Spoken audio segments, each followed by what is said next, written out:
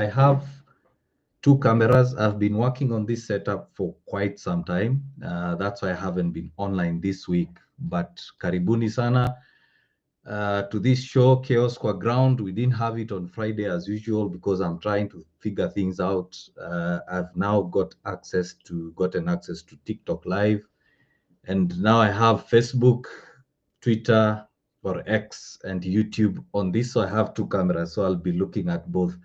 So welcome everybody. It's a Saturday evening, gearing up to tomorrow morning to watch the West Ham versus United versus West Ham game, and this is a preview as well as to go over the news, the latest news. United fans seem to be angry because Amorim said we will suffer, and we will go through those quotes as well as discuss much more. So in case you have any comment, please post in the comment section below and we will highlight them. So let's start with the United versus West Ham match preview. Second game of the preseason. The first one didn't go quite well. Everyone saw how it went, and it was not good. It was not good, and we were not happy. The game ended up in a boring 0-0 draw. Now the team has gone to the United States. We have Mbumo in. Hopefully we can get to see him play. He didn't train with Brentford when he was there, as he was waiting for his United move. Probably he didn't want to get injured. The training he had was just to do weights or gym work, and he did not train on the grass. And now this past week is the actual training he has done. Sorry, he is only trained for this week, and I'm not sure whether we are going to be able to see him play this preseason friendly. If so, I don't see him playing more than 45 minutes because he needs to build up his fitness. West Ham is a good opponent. I'm happy that at the United States games we are going to play Premier League level teams, and we need to test ourselves against such teams. Remember that last season we finished 15th, and we were unable to match our fitness levels as well as our intensity to Premier League teams. And it's good to see us playing against West Ham and other PL teams, and it's a good test for us. Amorim did say that this is a good test. He wants to see how the squad will perform. In the last match, he was not impressed with the midfield. I hope that this time round we will get to see good performances in the midfield. It's a bit difficult to do a prediction for the lineup because preseason games, we can't know the lineup until probably it's later in the preseason friendlies, as well as the last game of the preseason. That's where we now start seeing a squad close to what we'll see in the season. And it's displayed by seeing players play for around 60 minutes or so, or even 70 minutes.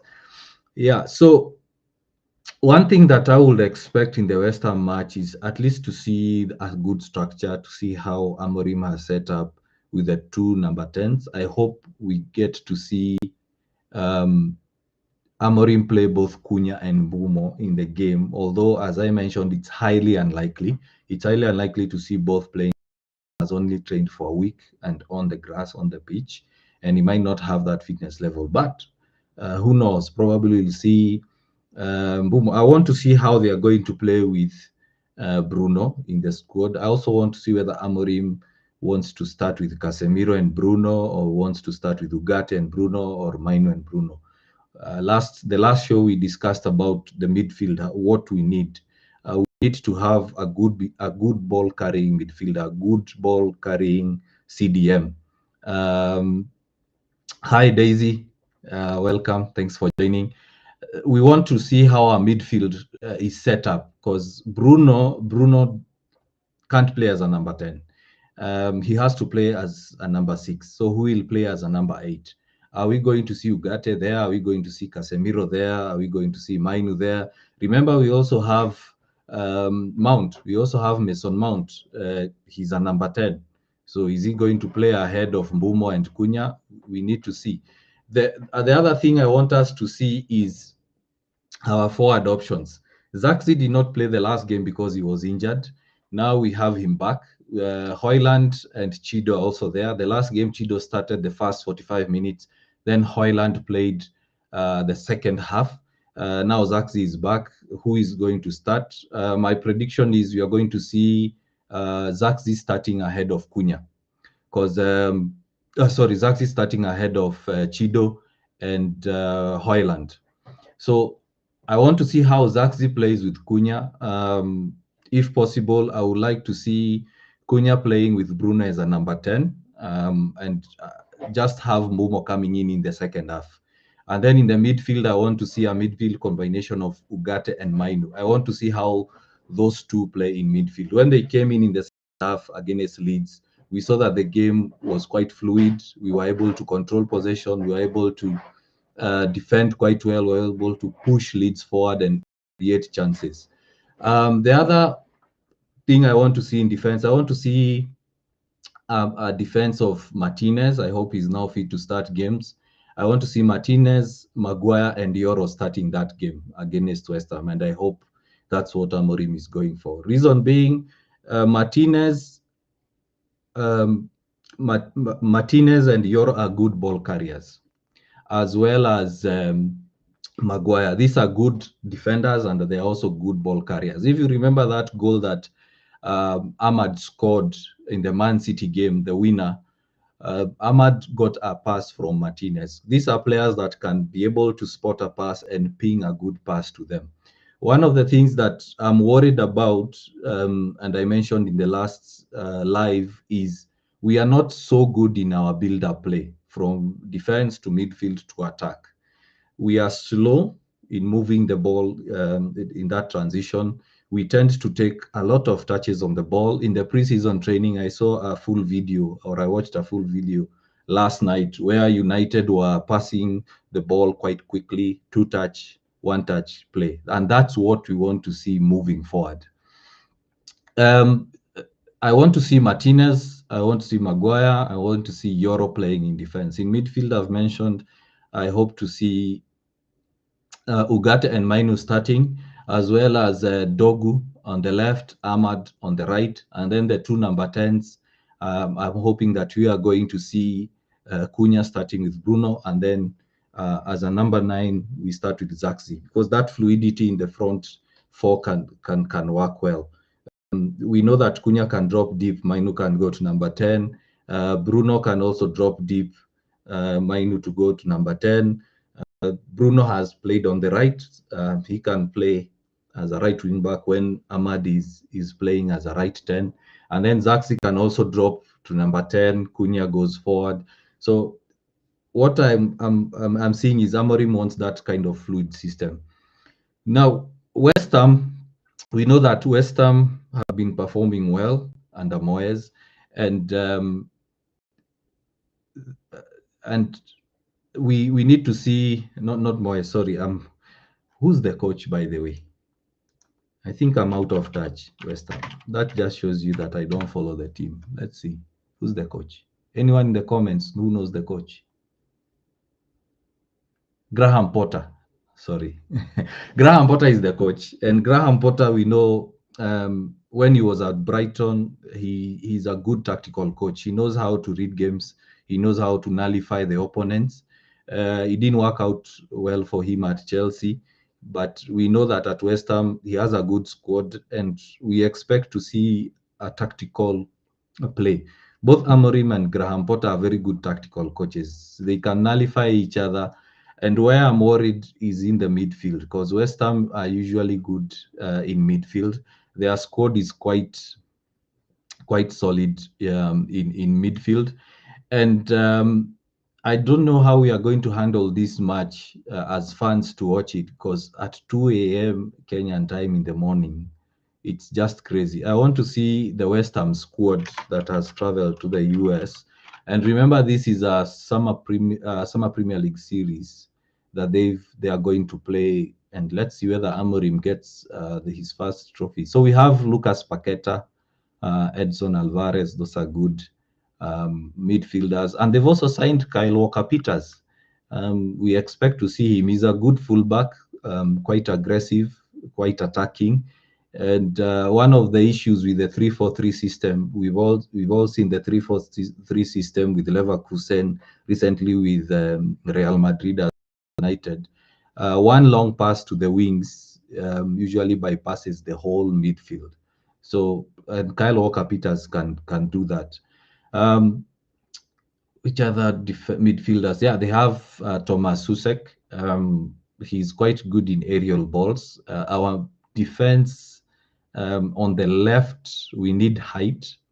Um, if we are going to start Martinez on the left, as I was suggesting or mentioning, we might end up having issues with aerial balls, because remember, Dogu as well as Martinez do not have the height we need in the midfield. Yeah, so my prediction for that game, I'm predicting a 2-1 win to United. I'm not seeing a high scoring game. I'm predicting a 2-1 win. Why 2-1? If Onana is going to start, definitely he'll blunder. He'll mess up, he'll make a mistake, and we are going to concede a goal. So I'm seeing a 2-1 win. I'm hoping to see Cunha score, and I'm hoping to see Mbumo come in and score. It's good that we have them, and we are excited. We want to see how it goes. Now, moving away from the game and coming now to the news, what's going on in United? Kuna a lot of chaos kwa ground. I mentioned about fans being angry with Amorim's quote. I'm not sure how I'm going to share it on TikTok for the fans to view, the followers to view, but I'm going to display it on YouTube. Make sure you go to the link in the description on TikTok and you click that link, go to YouTube to see what I'm showing guys on YouTube about what Amorim said. So this is what he said. The best teams in the world, you feel the bond between players and feel it's important. We need to remind ourselves how special it is to be Manchester United. I really like that feeling, to be in a group that is healthy. We are going to suffer. We have problems, but that feeling of bonding from everybody, the staff, players, is really important. I think it can help us win games where we are not performing well. So the quote that's causing a lot of issues is "we are going to suffer." And I've seen a lot of journalists, a lot of fan pages on X, a lot of journalists and Manchester United followers and fans come out and say that they are not happy with that quote. They are relating to what Amorim said last season, that we will suffer. And the whole thing has been taken out of context. It's important to read the whole paragraph to understand the context of what Amorim meant. There is that he mentioned about the feeling in the group, making it healthy. So I want to mention two things from that whole paragraph. The first thing is Amorim is changing the culture. He wants to change the culture. We know that the culture over the past 5 years, 6 years, even recently under Ten Hag has been rotten. There has been a lot of player power, players feeling that they can run the show. They are more important than the coach. The club has been supporting players more than the coach. For example, Ten Hag, he had to reintegrate Sancho back to the squad. Why? Because the club values Sancho in terms of money. He can sell shirts, or they bought him for a lot of money. But for us as a club to change the culture, we have to suffer. And that's one of the things that Amorim meant. The other thing is we have to suffer in terms of training. We know that we've been poor. We have to work harder. We have to be more intense. You have to have a lot of intensity. And that means more gym work, more field work, more physical training. When it comes also to bonding, it means that the players have to break down their egos. I like what Amorim said in his interview about Cunha and Bumo, that they are stars, they are superstars, but they don't act like superstars. And that's what we want. We can't afford to have characters like Garnacho anymore. Players who come into the squad and feel that they are more important than other players. No, the squad mentality has to be the same. We have to fight for each other. We have to accept that we are not good enough and be ready to accept when we are corrected. We can't have a player who's dropped and then goes to the media and start saying all those things that they are saying. No, it has to be top down. All players are speaking the same language. They are thinking about the team and not themselves. And that means that we have to suffer. We have to accept that culture has to change. And if players don't work well or hard enough, they are dropped.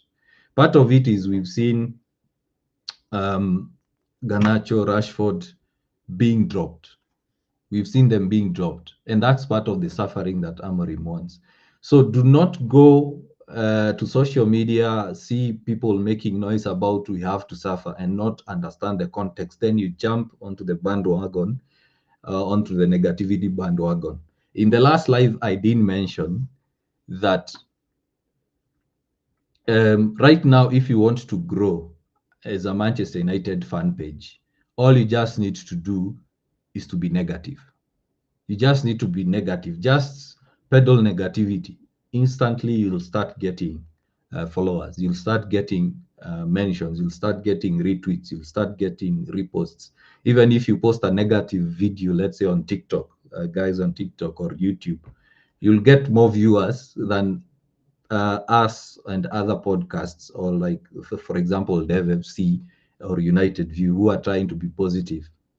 If you go to streams like United Stands, of course, they are 100 times, 10 times bigger than us, 1,000 times bigger than United Qua Ground. We've only started.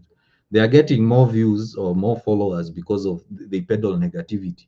So it's you as a fan to choose. Do you want to follow the negativity or do you want to support the club? You are allowed to be angry at the club, but don't believe everything you see online. I keep insisting that do not believe everything you see online.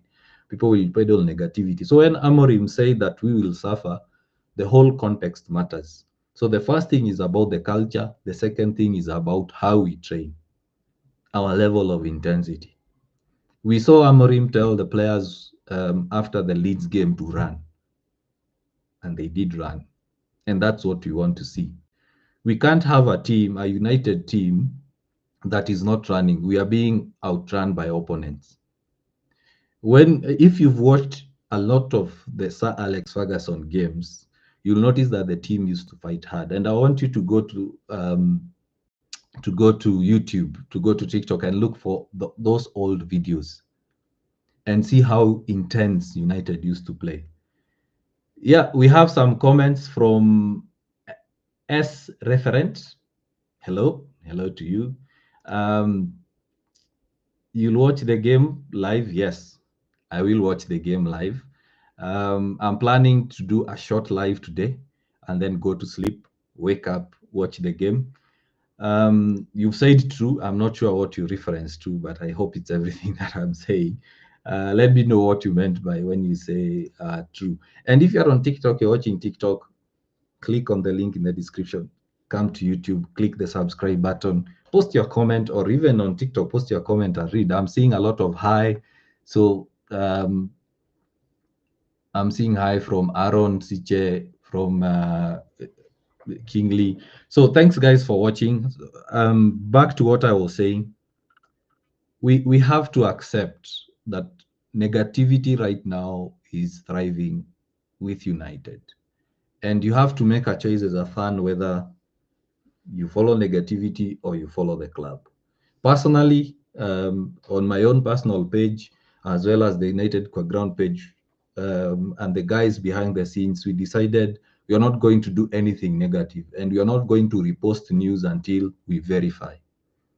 If you go to our socials, you'll see that we don't post much. Why? Because we want to give our followers reliable news. And even when we are commenting about something, we'd rather make a joke or a fun out of it, but not peddle negativity, because there's a lot of negativity. The other bit of news is Anthony. We know that Anthony is part of the culture reboot, the guys who want to be sold, the guys who want to be let go. And he has somewhat of a controversy surrounding him, because Betis want him to collude to force a move to Betis. Real Betis don't want to pay the 50 million euros that Manchester United need for the player. And they want the player to cause an issue so that he can go to Betis on loan with an option to buy. Right now, we need money. Manchester United, we can't sign a forward, we can't sign a midfielder, we can't sign a goalkeeper. The three key positions we need if we don't sell the players, the remaining players we have. That is Sancho, Garnacho, Malacia, and Anthony.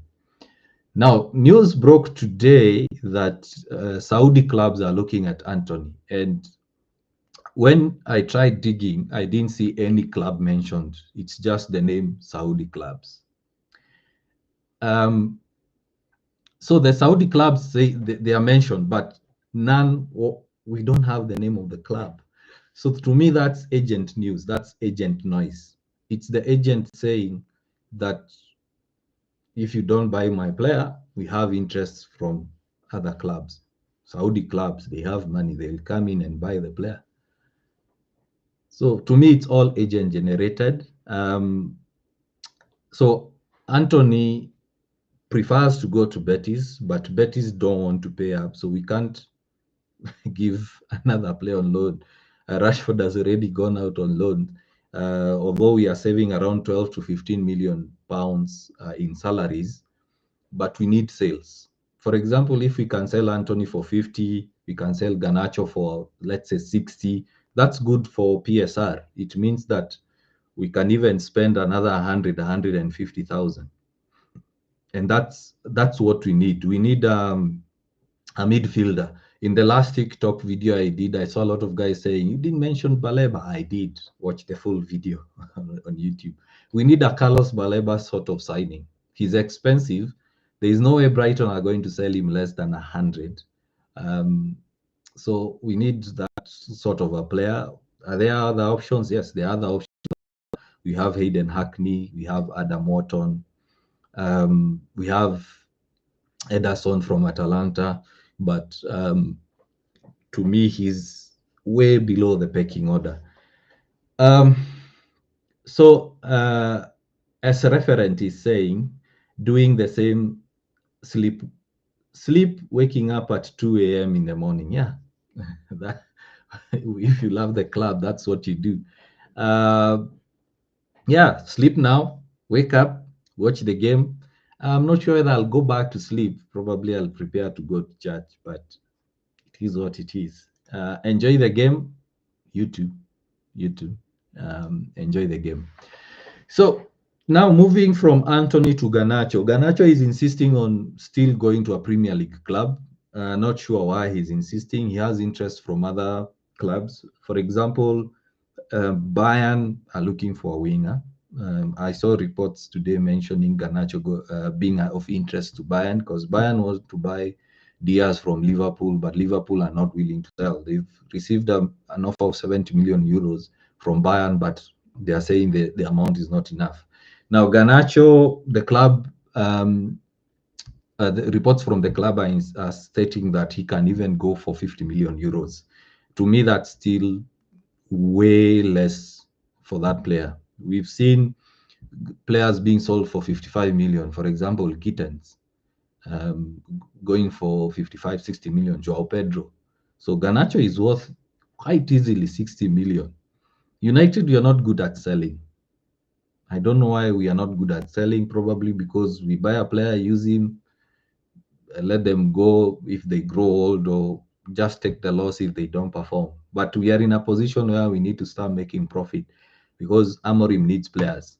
We saw reports from journalists saying that Amorim has been told by Ineos that he might not get the squad he wants. And Amorim did say that in case he does not get players, he's happy with the players he has at the moment. But to me, I think that's just dark in water. He's calm on the surface, but in the bottom, he's peddling crazy. He's hiding his frustration. Amorim wants players. Some of the players he has are not good enough. And we know we have a lot of deadwood in the club. So that quote, I didn't quite believe it. I'm not convinced by that quote because we know that United, we need at least three players: midfielder, goalkeeper, and forward. for us to be able to compete with the big teams. The top four teams have already reinforced. Arsenal are getting Gyökeres. Um, they've gotten good players there. Liverpool have strengthened. City have strengthened. Chelsea always strengthening. So for us to match them, we can't be able to compete with the squad we have. Um, I don't think we'll even get top six with the squad we have. And if we do, then Amorim will do a good job. I've also seen uh, guys doing a poll asking who's the first coach to be sacked, and a lot of people are saying Amorim. We need to give him time.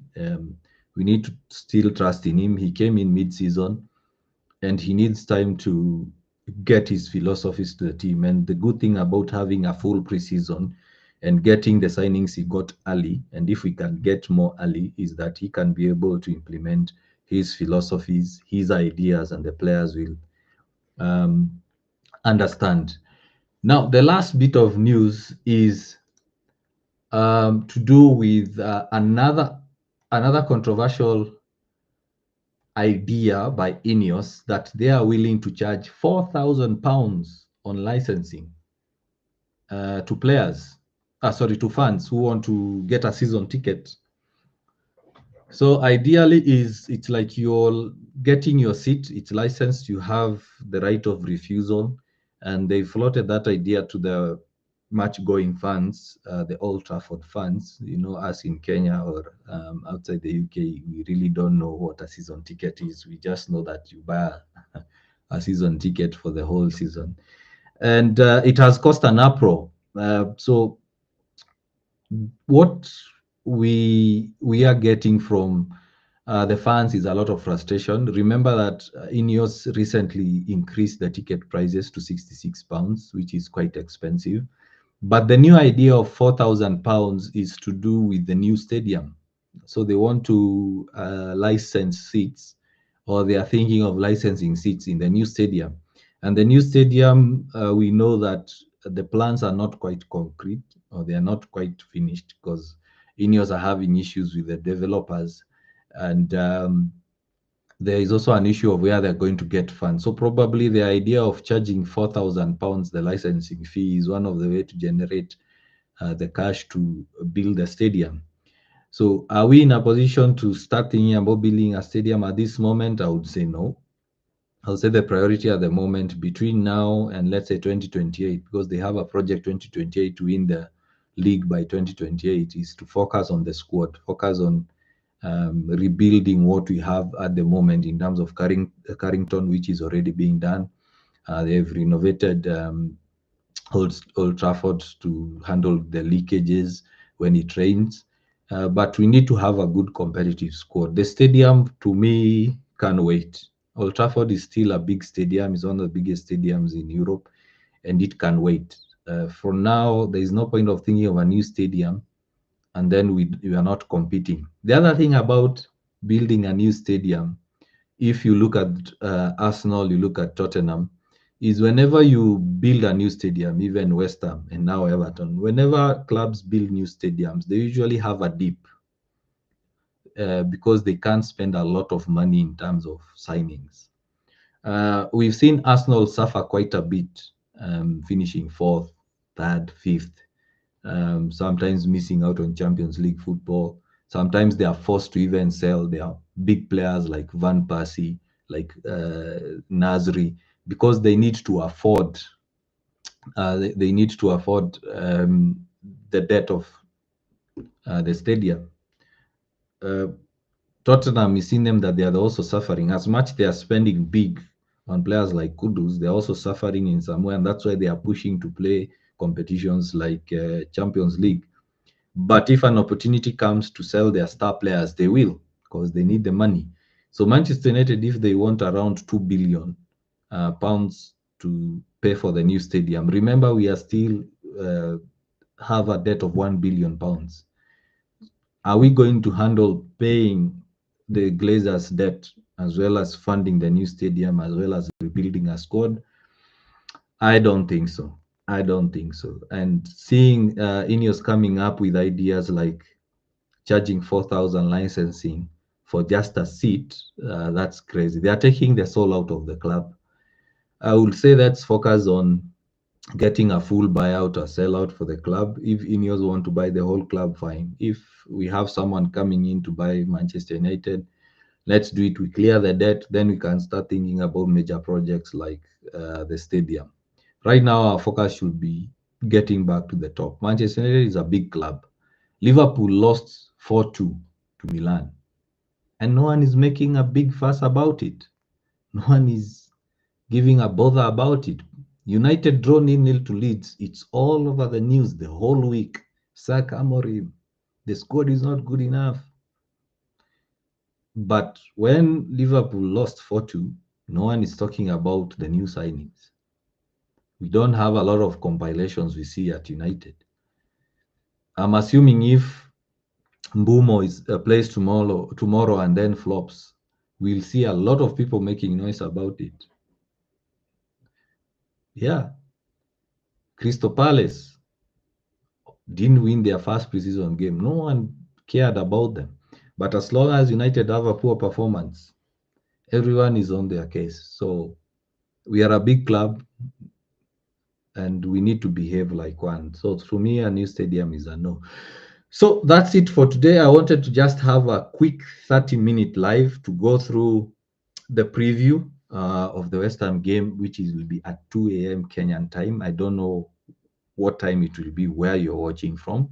Also went through the Anthony news, Garnacho news, as well as the Amorim's quotes on "We are going to suffer." And I'll repeat again, please do not believe everything you read online. It's good to do research on your own, and do not fall for the rage bait. There's a lot of rage bait in the club. So thanks for everyone. Thanks for the comments. Thanks for everyone on TikTok. This is the first time I'm going live on TikTok. I'll try to improve.